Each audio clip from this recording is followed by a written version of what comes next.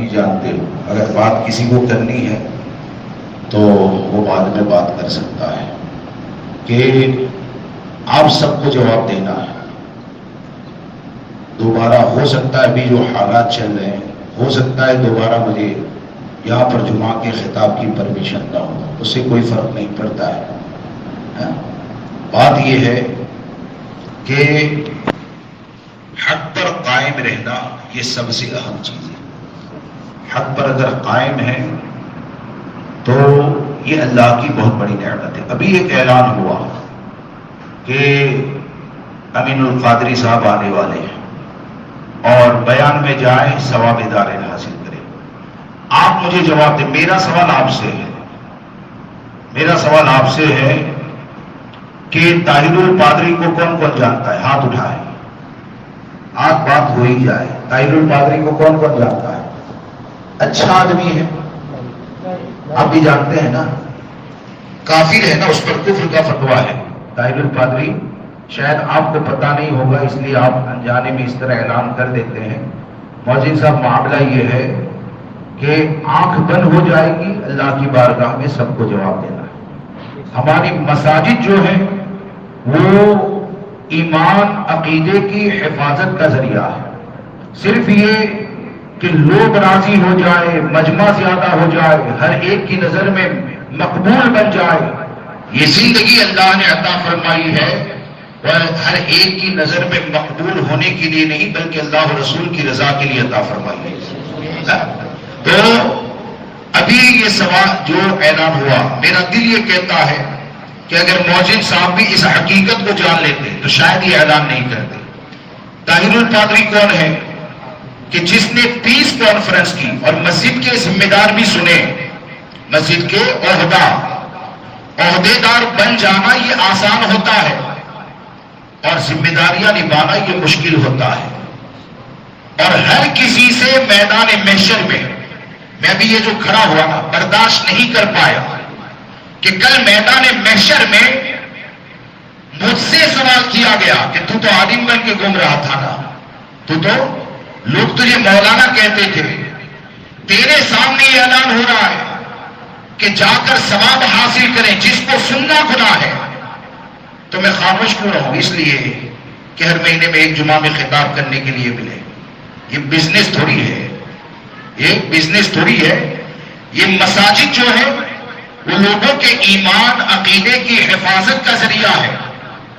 عوام نہیں جانتی ہے، اگر عوام کو دھوکہ دے کر غلط جگہ پر پہنچا دیتے ہیں اور وہاں جا کر اس کے عقیدے میں جو بھی فساد پیدا ہوگا، اس کا ایمان داؤ پر لگے گا، تو مسجد سے جن غلط لوگوں کو بڑھاوا دیا جاتا ہے اس کے ذمہ دار وہ ہوں گے۔ جیسے کہ ابھی مؤذن صاحب نے بتایا کہ طاہر کو وہ جانتے ہیں۔ طاہر کون ہے؟ جس نے پیس کانفرنس کی تھی، مختلف مذہب کے لوگوں کو جمع کیا تھا اور وہاں پر ہرے راما ہرے کرشنا نمو بدھائے نہ جانے کیا کیا نعرے لگے تھے۔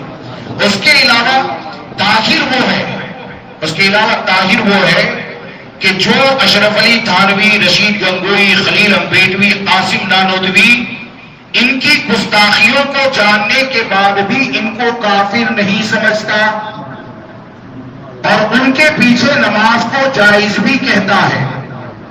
اور علماء اہل سنت نے، فقہا نے طاہر کے اوپر کفر کا حکم لگایا۔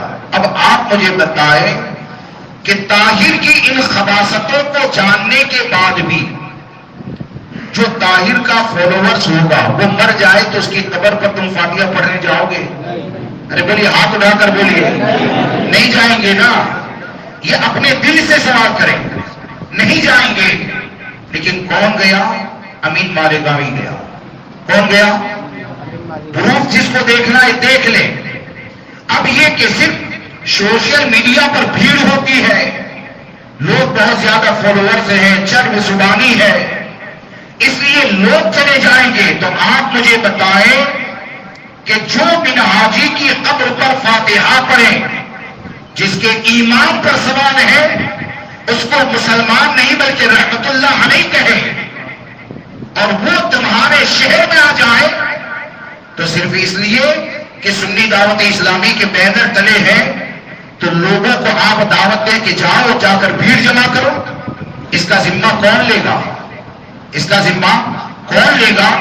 اس لیے سنی دعوت اسلامی کا بائیکاٹ جو حضور قادشریہ نے کیا تھا آج بھی قائم ہے، بلکہ ان کا معاملہ دن بدن جو بڑھتا جا رہا ہے نا، ایک بار تو گیا اور جب رد ہوا تو رد ہونے کے بعد ہاشمی میاں کے ساتھ دوبارہ جاتا ہے، رد ہوا تو ہاشمی میاں کے پاس دوبارہ جاتا ہے۔ یہ کیوں جاتا ہے؟